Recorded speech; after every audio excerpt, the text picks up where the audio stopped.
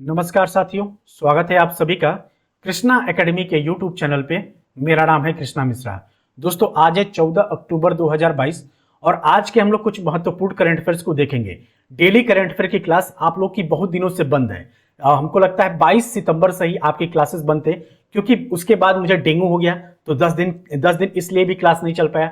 उसके बाद से आपका पेट एग्जाम आ गया, तो आप लोगों ने कहा कि सर जनवरी से लेकर सितंबर तक का करंट अफेयर का रिवीजन करा दिए, तो उसको मैंने रिवीजन कराया। इस वजह से इस बीच आपकी डेली करंट अफेयर की क्लास नहीं चली, लेकिन आज से डेली करंट अफेयर की क्लास हम लोग डेली करेंगे, ठीक है। और डेली करंट अफेयर की क्लास इसलिए भी पढ़ना जरूरी है क्योंकि आप लोगों ने देखा कि कितना भी आप मैराथन ले लीजिए, लेकिन एक साल का करंट अफेयर कवर नहीं हो पाता, क्योंकि एक साल का करंट अफेयर और एक ही साथ 3 घंटे का वीडियो देखने से भी आपको सारे करंट अफेयर तैयार नहीं हो पाते हैं। आप बस एक तरीके से बस पढ़ तो लेते हैं, लेकिन दिमाग में कंफ्यूजन बना रहता है एग्जाम हॉल में। लेकिन वो कंफ्यूजन तभी दूर होगा जब आप डेली करंट अफेयर को डेली पढ़ेंगे, यानी करंट अफेयर को डेली पढ़ेंगे। मेरा बस 16 से 17 मिनट का वीडियो होता है या मैक्सिमम 20 मिनट का वीडियो होता है। इसको अगर आप लोग को पढ़ना कैसे है, तो जैसे आप चाय पी रहे हैं, कॉफी पी रहे हैं, या दोपहर का लंच कर रहे हैं या रात में डिनर कर रहे हैं, उस समय बस चला के एक बार देख लीजिए। आपको उसके अलावा कुछ भी करने की जरूरत नहीं पड़ेगी, ना ही आपको कोई बुक पढ़ने की जरूरत पड़ेगी, ना ही कोई मैगजीन पढ़ने की पड़े, कुछ नहीं करने। और जब लास्ट में जब आप लोगों का एग्जाम आएगा पास, तो उस समय हम लोग जब जैसे मोस्ट इंपॉर्टेंट करंट अफेयर का रिवीजन मैंने पेट के लिए करा दिया, उसी तरीके से करा दूंगा, तो आपका करंट अफेयर लगभग तैयार हो जाएगा। और आसानी से जैसे सुपर टेट में 30 नंबर का करंट अफेयर आता है, आपकी एसएससी की वैकेंसी आने वाली है 73,000, उसमें भी करंट अफेयर आएगा। बीयू की वैकेंसी आने वाली, उसमें भी 24 से 25 क्वेश्चन करंट अफेयर के आएंगे। एलटी ग्रेड की वैकेंसी आने वाली, उसमें भी करंट अफेयर आपसे पूछा जाएगा, क्योंकि 50 नंबर जीएस से आता है। आरओ एआरओ की वैकेंसी आने वाली, यानी कहने का मतलब यह है कि कोई भी एग्जाम, जो भी एग्जाम आएगा वो आप लोग भरेंगे, उसमें आपका करंट अफेयर बहुत बड़ी भूमिका अदा करता है। और बीओ, आरओ एआरओ और एसएससी में तो लगभग एक साल के करंट अफेयर आपसे पूछे जाते हैं, इसलिए आपको करंट अफेयर को डेली पढ़ना बहुत कंपलसरी है, ठीक है। तो चलिए फिर आज के करंट अफेयर का हमारा पहला क्वेश्चन है कि हाल ही में देश के 50वें मुख्य न्यायाधीश के रूप में किसे नियुक्त किया गया है। तो मुख्य न्यायाधीश, 50वें मुख्य न्यायाधीश कौन बने हैं, तो डी.वाई. चंद्रचूड़ बने हैं, ठीक है। इनका पूरा नाम क्या है, तो इनका पूरा नाम है धनंजय यशवंत चंद्रचूड़ बने हैं। लेकिन इनका ये जो डी.वाई. चंद्रचूड़ बने हैं, ये शपथ लेंगे 9 नवंबर को। 9 नवंबर को यह शपथ लेंगे और उसके बाद ये देश के 50वें सीजेआई यानी कि चीफ जस्टिस ऑफ इंडिया बनेंगे।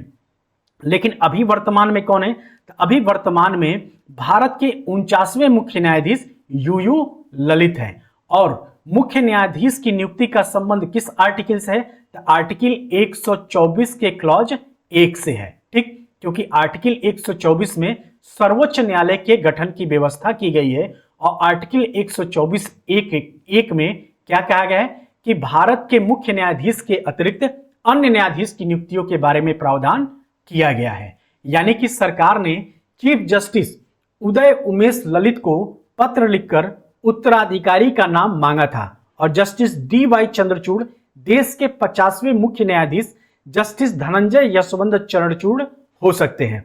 और चंद्रचूड़ 9 नवंबर को चीफ जस्टिस बनेंगे और उनका कार्यकाल 10 नवंबर 2024 तक होगा। यानी कहने का मतलब यह है कि यह 2 साल के लिए सीजेआई बनेंगे, ठीक है। हमारा अगला इंपॉर्टेंट प्रश्न है कि किस भारतीय खिलाड़ी ने चेन्नई सुपर किंग्स अकादमी का उद्घाटन तमिलनाडु में किया है, तो यह महेंद्र सिंह धोनी ने किया है, ठीक है।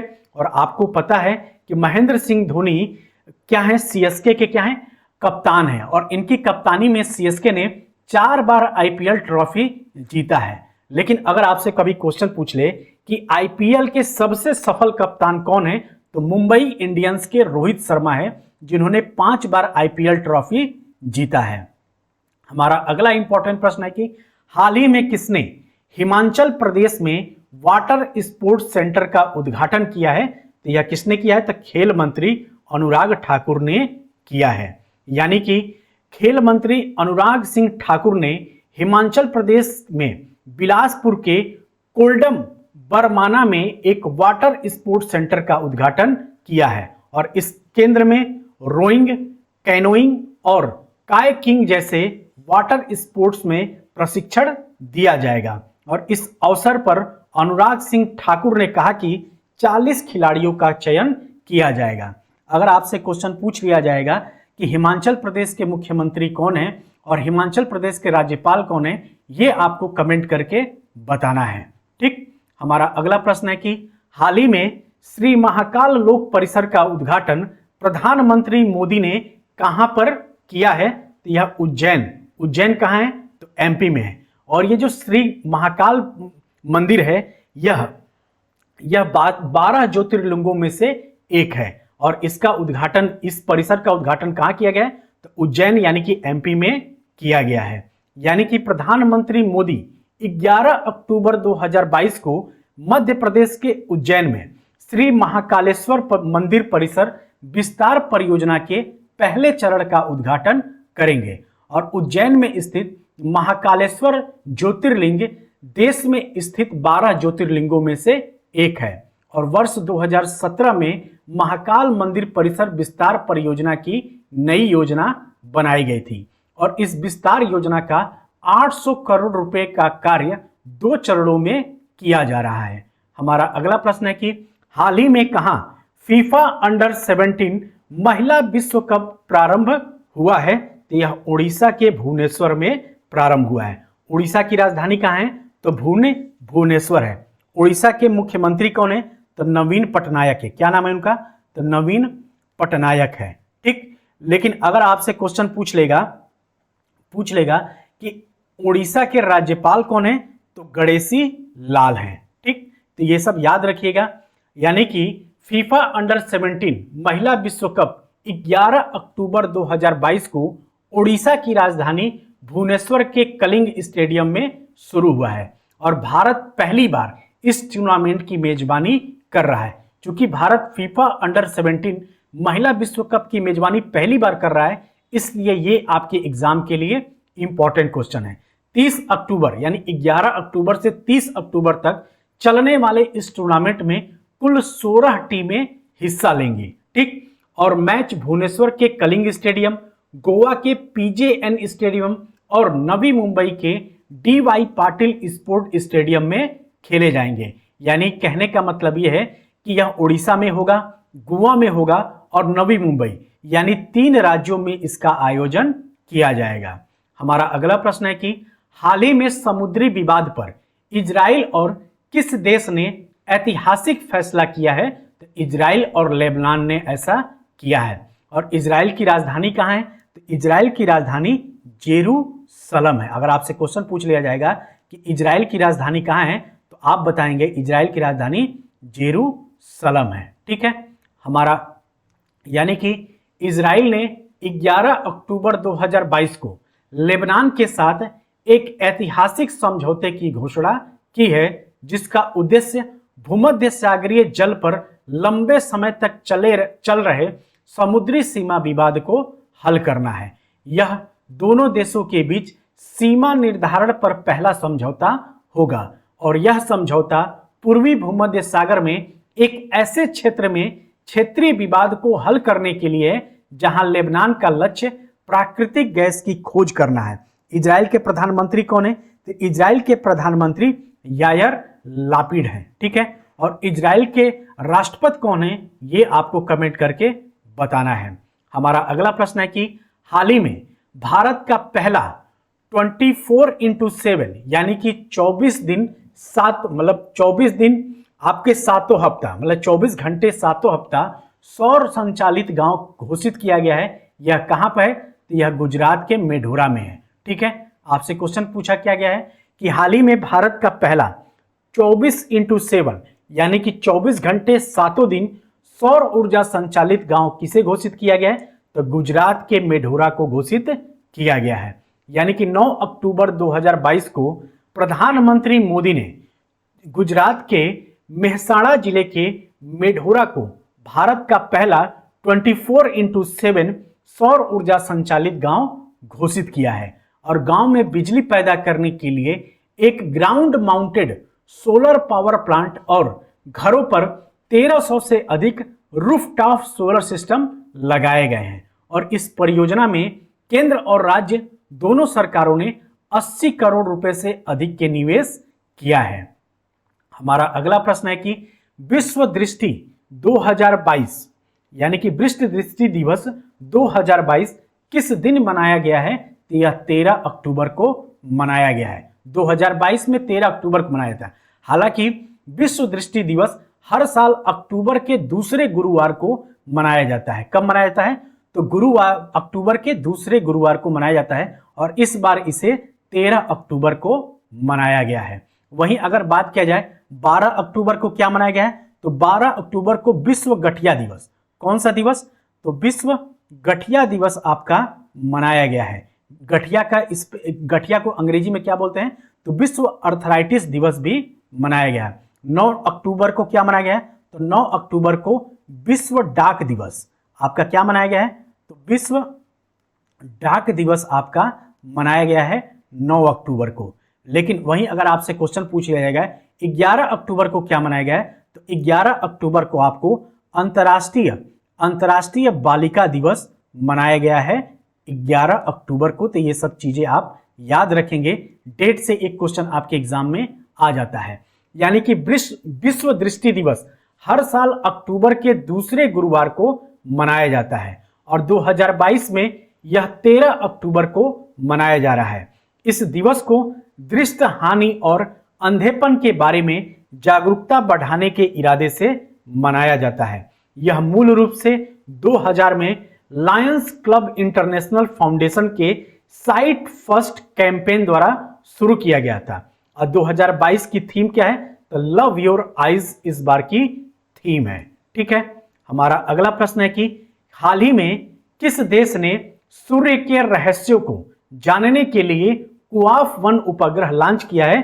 तो यह चीन ने लॉन्च किया है। और चीन की राजधानी कहां है? तो चीन की राजधानी बीजिंग है। ठीक है। यानी कि चीन ने 9 अक्टूबर 2022 को अपना पहला व्यापक अंतरिक्ष आधारित सौर दूरबीन उन्नत अंतरिक्ष आधारित सौर वेधशाला को सफलतापूर्वक लॉन्च किया है। और कुआफ-1 नामक वेधशाला यह अंतर्दृष्टि प्रदान करेगी कि सूर्य का चुंबकीय क्षेत्र कैसे कोरोनल मास इंजेक्शन का कारण बनता है। और भारत भी सौर वातावरण का अध्ययन करने के लिए 2023 तक आदित्य 11 नामक ऐसा ही मिशन शुरू करने की योजना बना रहा है। हमारा अगला प्रश्न है कि 10 अक्टूबर यानी कि हमारा का अगला प्रश्न है कि हाल ही में गल्फ ऑयल लुब्रिकेट ने किसे अपना ब्रांड एम्बेसडर बनाया है? तो यह स्मृति मंधाना को बनाया है। ठीक है। यानी कि स्मृति मंधाना हाल ही में गल्फ ऑयल लुब्रिकेट्स के ब्रांड एम्बेसडर बनी है और यह ऐसा करने वाली पहली भारतीय खिलाड़ी बनी है। यानी कि गल्फ ऑयल लुब्रिकेट्स ने भारतीय महिला क्रिकेटर टीम की उप कप्तान स्मृति मंधाना को अपना ब्रांड एम्बेसडर बनाया है और यह पहला मौका है जब कोई महिला क्रिकेटर ब्रांड का प्रचार करेगी। और गल्फ ऑयल का उद्देश्य भारतीय महिला क्रिकेटरों की उपलब्धियों का सम्मान करते हुए महिला शक्ति का जश्न मनाना और देश में महिला दर्शकों को प्रेरित करना है। तो दोस्तों ये था हमारा आज के कुछ महत्वपूर्ण करंट अफेयर। अब हम लोग अपने चलेंगे कुछ इंपॉर्टेंट करंट अफेयर का रिवीजन भी करेंगे। यानी कि हमारा पहला क्वेश्चन है कि किस राज्य में हाल ही में हैंगिंग सोलर फेसिंग लगाई गई है? तो यह उड़ीसा में लगाया गया है। हमारा अगला प्रश्न है कि हाल ही में किसने बिलियर्ड्स में 25वां विश्व खिताब जीता है? तो यह पंकज आडवाणी ने जीता है। हमारा अगला प्रश्न है कि जापानी ग्रैंड प्रिक्स हाल ही में किसने जीता है? तो यह मैक्स वर्स्टापेन ने जीता है। हमारा अगला प्रश्न है कि किस केंद्रीय मंत्री ने इंडियन रोड कांग्रेस का उद्घाटन उत्तर प्रदेश राज्य के लखनऊ शहर में किया है? तो नितिन गडकरी ने किया है। हमारा अगला प्रश्न है कि हाल ही में निर्मित ड्रोनी का निर्माण किस कंपनी द्वारा किया गया है? तो गरुड़ एरो स्पेस द्वारा किया गया है। हमारा अगला प्रश्न है कि पीएम नरेंद्र मोदी ने किस शहर में नेताजी सुभाष चंद्र बोस की 28 फुट ऊंची प्रतिमा को राष्ट्र को समर्पित किया है? तो नई दिल्ली को किया है। हमारा अगला प्रश्न है कि किस राज्य के मंत्रिमंडल ने प्राथमिक स्कूली बच्चों के लिए ट्विटर योजना को मंजूरी दी है? तो हिमाचल प्रदेश ने दिया है। हमारा अगला प्रश्न है कि किस राज्य सरकार ने मातृभूमि योजना पोर्टल लॉन्च करने की घोषणा की है? तो यह उत्तर प्रदेश सरकार ने किया है। और हमारा अगला प्रश्न है कि डिजिटल इंडिया मिशन के तहत केंद्र सरकार द्वारा प्रतिबंधित ई अभियोजन के उपयोग में कौन सा राज्य प्रथम है? तो यह उत्तर प्रदेश प्रथम है। हमारा अगला प्रश्न है कि संयुक्त राष्ट्र के मानव विकास सूचकांक 2021 में भारत कौन से स्थान पे रहा है? तो 132वें स्थान पे रहा है।